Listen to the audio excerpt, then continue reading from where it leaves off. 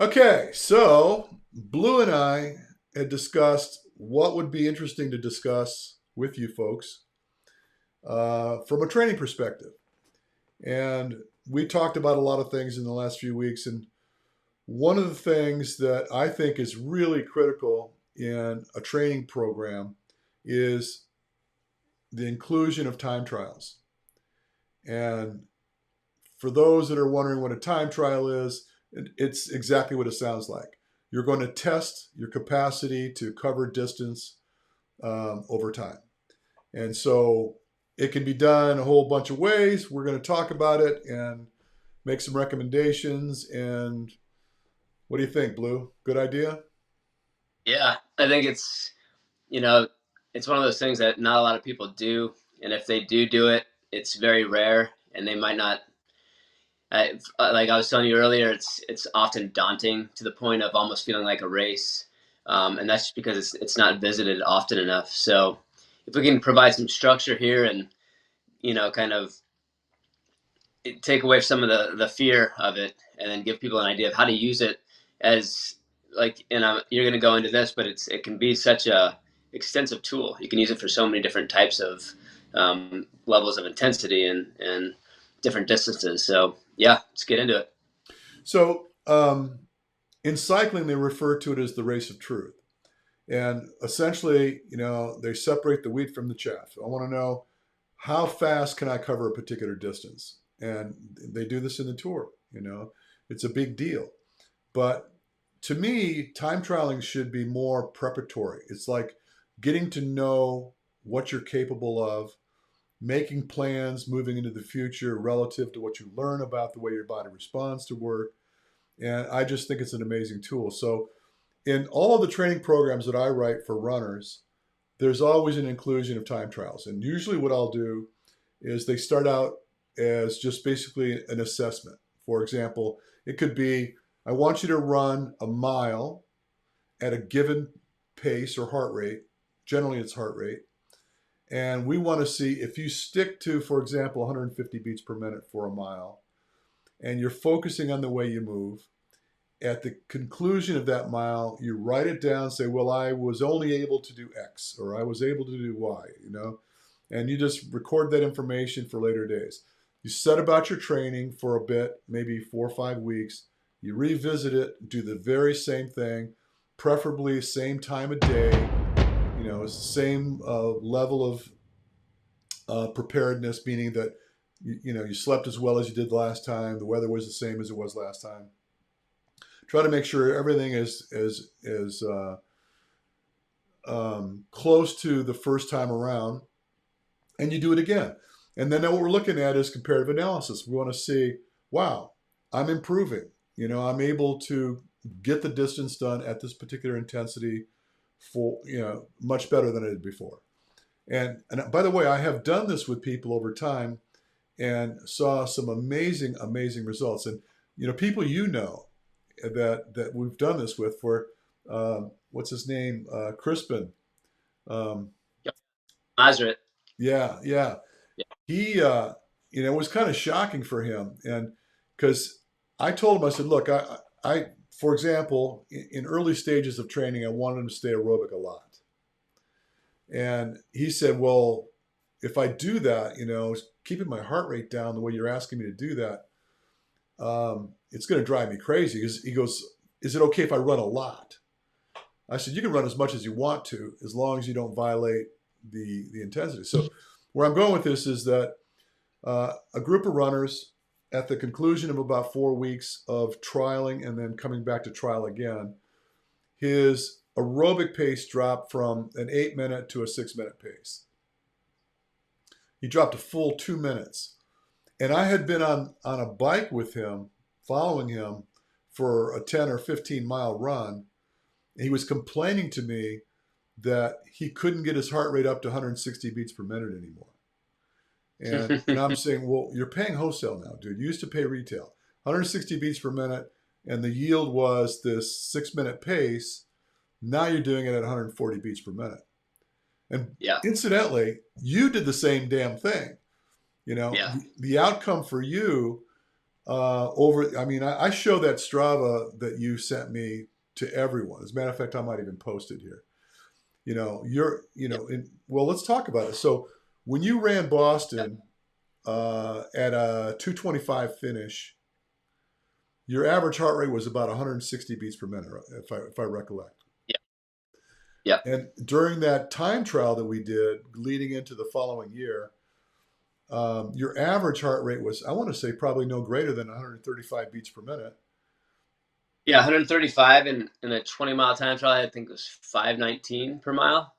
With and I was running. I deliberately was running a route in Santa Monica that takes you up this pretty famous route called San Vicente, and it's a 2-mile uphill. So it's going down and up. And typically, like when in killer marathon shape, I could run up that at 5:35 pace and really redline it. And I was recovering up that hill at 5:30 pace. So my fast miles were sub 5 minute mile. I was recovering uphill at 5:30. It was bizarre. That was the end time trial of that whole cycle, and that was and speaking to the time trial, I had done. What do you think you put in there? Like 10 time trials? I feel like there was a lot of time trials built in. No, there wasn't 10, but there was probably a good six. I think there was probably There six was a in lot. 20 weeks. And they Yeah. got to be a little closer together towards the end. So 20 weeks worth of training. And then they started to get a little bit more vicious, right? You notice that we started looking at Yeah. negative splits. We started looking at steady state work over threshold. Yeah. And in the beginning, they were easier to deal with. They were quantifiably, they were mostly aerobic. And Yep. then they got longer and we started like doing one against one, then like 5 miles, then 10 miles, then 15 miles, then 18 miles, then a 20 miler. So, however many there were, but they were all progressive. And so, And that's a huge point. I think what made it so digestible and achievable was the way that you built it to be achievable. Like that you really did allow me, and how you can allow an athlete to be ready for the task at hand. So by the time I hit that 20 miler and that one was crazy. I think that one started like out the gate. It was like, a 3 mile push, like hammering for 3 miles off and then another three hard. So it was just, it was relentless because it was a race prep, time trial. But by the time I had gotten there, it didn't even seem like much. I did it by myself, didn't even need a training partner. And that's where you had gotten me, from a being prepared standpoint, but with your progression. So yeah, that's a huge part of it. I think people sometimes maybe the time trials are too intense for where they're at. So well, and so the other thing that you and I discussed before we started doing this today is that I really like developing sound feeding strategies and hydration strategies during these time trials. So you're not pressed with a race. We're just going to experiment. So you might find, let's say, for example, that we do a 20-mile time trial, and the focus is just to keep it at an aerobic pace. Only because clearly if you can't cover the distance at an aerobic pace, you're not going to cover the distance anyhow, right? You've got to be able to at least get it done aerobically. And even when you minimize the intensity, the hydration thing comes into play. If you start to cramp up, your electrolyte levels aren't on point, you're not getting enough carbohydrate, the frequency in which you take fuel is not organized well enough, you don't have enough confidence in the way you feed yourself until you go to how many people you see lined up at the porta potty at a race because they took too many goos and their yeah, GI tract is just jacked, right? And I mean, clearly that destroys your race. It's bad enough to have to stop, but to stop and wait in line with 5 or 6 people ahead of you, and you can't. There's no way you can't wait because if you're going to shit yourself all the way down the street if you try to go. And so eliminating those kind of stressors where you just know this is the way I need to feed myself. I'm going to figure this out before the race. And I'm going to challenge these circumstances during these longer trials. And then you start to really get into a nice place with it, where you just know, okay. And I've done this, by the way, I've done this with you before. I've done this with other people in groups where we do 20-mile trials. And I would show up every 15 minutes and feed them. whether it be Yeah. just a carbohydrate solution, washing it down, maybe the next time around be a goo and I wash it down with water. And I've had people complain to me, oh, no, I'm okay, I'm okay. I'm saying, no, I want you to take it. Yeah. Because historically, they're not used to taking fluids or feeding themselves on that regular periodization where every 15 minutes there was something coming into their system. And Yeah. then I found that after the fact, I realized how effective it was. So it isn't just about, pacing is a function of your capacity to produce the work. And Yeah. if you're overheating or you're cramping up or your carbohydrates are dumping, and that all is going to manifest into reduction in your performance. It could be as Yeah. much as 10 or 15% reduction in the pace after about 18 miles, right? Which I experienced in my race in Boston. Yeah. It's just a human. I was overheating. Excuse me, overheating. And my heart rate was super high relative to the pace. I mean, talking about the time trial, running 135 beats per minute at anywhere from 510 to 520 pace. I could hit that with rarely going over 140 beats per minute in the end of training, in every one of my runs. And in the race, I was at 160 in the first 5K, and the pace wasn't fast. I was like holding back. It was like 525, which was a bummer, to see that after so much training. But it just shows is obviously the humidity was a factor, um, and there's just nothing you can do about it, right? You do your best, and It is what it is. yeah, You know, it what it you is. can't always control what's going to happen with the environment, right? You can never control what happens with the environment. You can only control what happens to you. And Yep. so again, it comes down to it's like I talk about this preparatory stuff, and really to me that's what I like to use time trials for.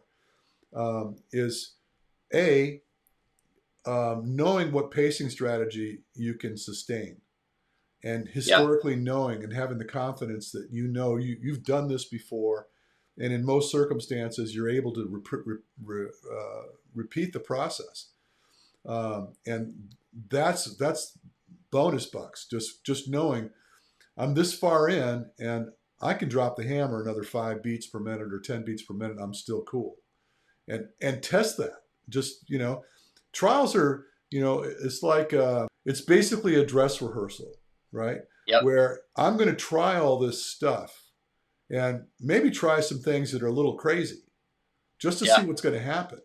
Because Yep. during the race, it's not time to try to take chances and try things out, right? You got to Yeah. know what's gonna be predictable and what you can get away with and what you can't. You want to go in. Yeah. It's like I said, chance favors a prepared mind. This hope has nothing to do with it.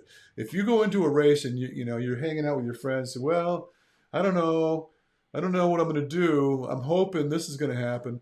You're already screwed. That means you didn't even train properly, right?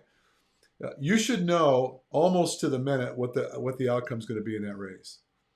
And I Yeah. can, when I coach people, I can generally tell them where they should end up based on what they've been doing, and I arrive at those conclusions based on the time trials, right? Yeah. So 100%. I mean, the entire purpose of that time trial, like you just said, is to figure out where you're at, but to get to play with it. I think a lot of people I coach, they're very married to a certain number before the training. They want to break 3 hours in the marathon, or they want to. There's something that people want to achieve, and I think that maybe a better way to look at it is let that potential be revealed to you over the course of your training. You might end up way faster than you thought you were going to be, or you might not quite get as fast as you thought you were going to be. Either way, you need to be where you're at, right? And I think the time trial is that opportunity to figure out what those things are, and if you and definitely like with the run flow that you use with our last cycle, it isn't about pace, it's about intensity. And so that allows for, that not having expectation for what I'm going to run as far as a pace perspective, but knowing what I can get away with an energy output. So I think every time you finish a time trial, when you're looking at it from, I'm going to give all of my energy to each one of these segments. At the end of the day, the pace is the residual effect of your energy applied. And I think that was a cool I'd never looked at it from that perspective, because in previous cycles it was, this is the amount of race pace we're going to try to hit for this amount of the run, and that was a time trial. And I think that, yeah, it's still a time trial, but it's so pace specific that, it's just a different game. Well, I typically will have clients train with a monitor and be pretty on top of making sure they understand where they are. So to me, it's like your compass. It lets you know where you are, and you use that in training. But during the race, I don't want them. I don't want them to wear it. If you're going to Yeah, wear it, you wear it for me. So after the fact, I can see what you did, but I don't want you to look at it, because if you spend 20 weeks training and paying attention to the cost of work, your perception of the cost of work, and are really staying a student of the art, come race day, you're gonna it'll be your first of all, the excitement on itself is going to cause you to go out a little too hot. It does to everybody. yeah, And if you yeah, start to rein back because you're scared of it, you may cost yourself time that you didn't need to give up.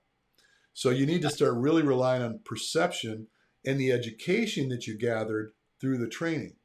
And the time yep, trials are a check and balance as to whether or not things are going well or not. You may find, I need a little bit more work.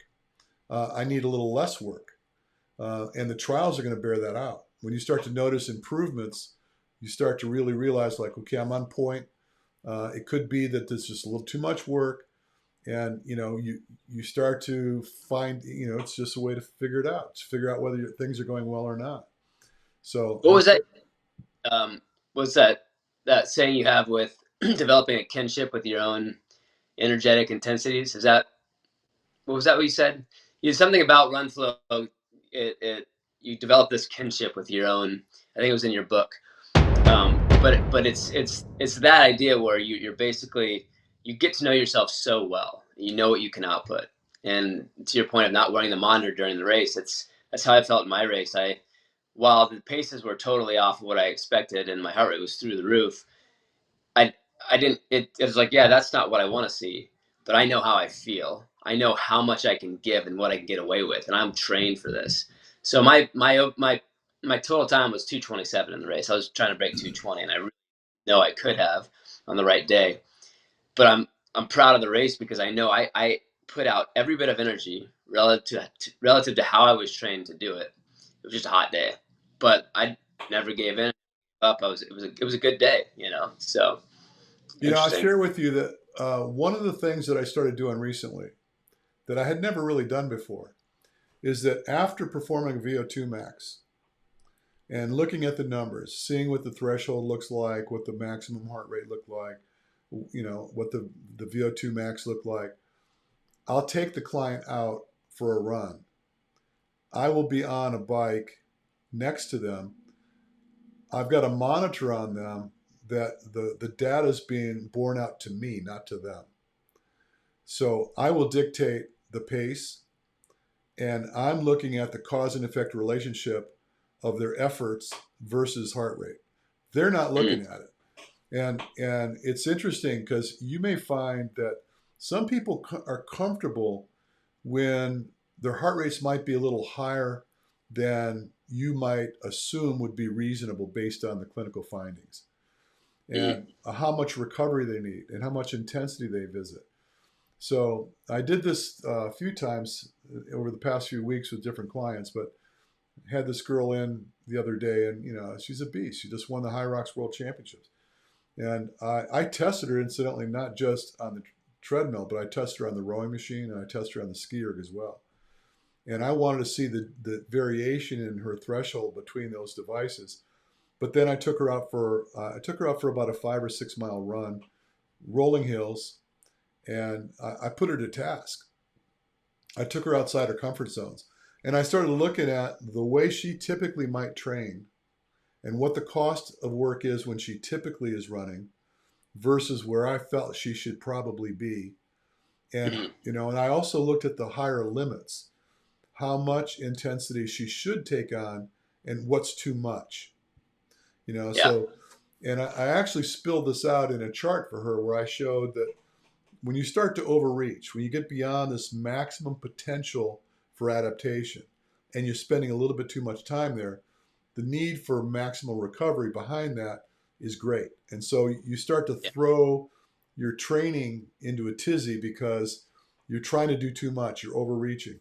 And but the Yep. other end of it is some people are just a little too mellow with their efforts. They're not really achieving the limits that they're possibly needing to achieve in training in order to be more effective in the races.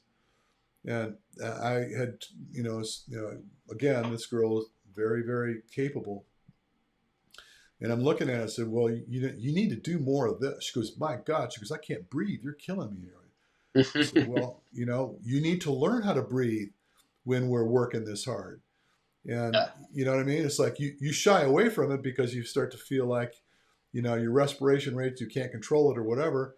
You need to learn to control it. So again, this is all trials. This is all about measuring capacities, looking at what you can do, what you can't do, and then progressively improving relative to the distance you hope to race at, right? And, Yep. it's easier and more intense at the same time when you go shorter distances, but it gets more complicated when you start to introduce, really serious need for hydration and feeding strategies, things like that. And the longer you go, the more important it becomes, right? Yeah. So I'm all about the Yeah. trials. I think at the end of the day, um, orchestrating trials effectively through the course of your training paradigm is probably the most important ingredient in the whole process. Yeah, and I would say that they don't always have to be at race pace. If it No, depends on what you're trying to find. If you're trying to do that comparative, like you talked about in the beginning, of what do you look like at your aerobic heart rate, versus race pace. I think, yeah, they don't have to be one specific thing. I think a coach can use them for all different types of stuff. But for an athlete, if they're just thinking about themselves, you talking about getting progressive as you go through your cycle, and then just know what you're trying to get out of it. Are you trying to find out how long you can sustain race pace? Are you trying to find out, are you using it for that plus your fueling? Is it a race prep type of a time trial? Or is it an aerobic comparative to when you first started training? I think understanding what the outcome or what the comparison that you're looking for is, I think that's an important part of it. one of the trials or one of the workouts I do with clients when I'm trying to figure them out and realize this is working virtually. This may be somebody. Before we got on just now, I was just on the line with a client in Zimbabwe, Africa. Odds are I'm not going to Africa to meet her. I have them do 5x5s. So 5 kilometers at aerobic pace. Then, recover. You can do it later in the day if you want to. 5 kilometers race pace. And I look at the differential between the aerobic pace and the race pace. It may not be but 20 beats per minute difference. And then you start asking yourself, well, if I split the baby, what if I stay, instead of maybe being aerobic at 150, racing at 170? Where am I at 160? What's the sustainability at 160? When Yeah, can I push up to 165 or whatever? Right. So again, you start to learn, you start to do the math regarding to the intensity, regarding to the cost of work and the distance that you travel. yeah, So, I mean, I could beat this drum all day long. Um, yeah. I think the most important part of the training, right? And I think it's just the least talked about, if and probably the least visited. It's just there's a lot of these like key workouts that people do. But I mean, a key workout is to give you fitness and to prepare you for your race. But the time trial is where you find out, okay, where am oh I yeah, really at? oh yeah. Well, like I say, the girl I just spoke to, she's in Africa and she's doing the comrades, and she's run comrades. I don't know, 3 or 4 different times. I worked with her through a few of those, and actually some other girls in Africa as well that I worked with. But she said, "Well, what do you think? How am I doing? Because we're right now. I think we're 8 weeks out from comrades." She goes, "How am I doing?" She goes, "You think I'm going to be okay? What do you think, Coach?" I said, "Well, boom, time trial this week." So at the end of the week, I said, "Okay, we're going to do a 30-kilometer time trial. I want to see how things are going." And then the Find out. following week, I said, I'm going to do another time trial, and we're going to do a negative split on the end of that time trial. And Yeah. we're going to answer our own question, right? You're going to start to develop confidence, or no, yes, I'm ready. Yes, I'll be ready. Or no, I'm not. I need more. I need less. That's Yeah. the way you figure it out, right? And so I don't like to just, oh yeah, you look great. Don't worry about a thing. You're going to be fine. I don't play that game, Yeah. right? You, I'm No. either going to say, let me get back to you, and I'll go through the data and look at historically where we've been. And I start looking. By the way, that's one of the other things I did. I started looking at the volume. Where are we at every Yeah. week with this? Yeah. Where are we going Yeah. to be this week, as opposed to where we've been? And I start looking at, you know, where things are, Yep. and rather than just try to give you some idiotic retort about your state of affairs, um, let's figure it out. And the only way I know for sure to know whether you can do it is to do some of it, right? Yeah. Yep. Anyway, any thoughts we haven't touched on that we want to close this with? No, I think I think the main thing that we wanted to get across was why we do the time trial and then how to implement it effectively. And just to get people to start doing it more, and have a better understanding of their own performance potential before they get into the race, and they're guessing like, oh, can I do this? Can I break 3 hours? Can I qualify for Boston? Whatever their goal is, you should know, like you said, you should know what you're able to do and you're going to do before you set foot on the starting line. Absolutely. So And this transcends into all kinds of variations too. I'll have when there's terrain involved. So because I work with a lot of obstacle course racing athletes, and they get into scary, scary, long mountain downhill runs.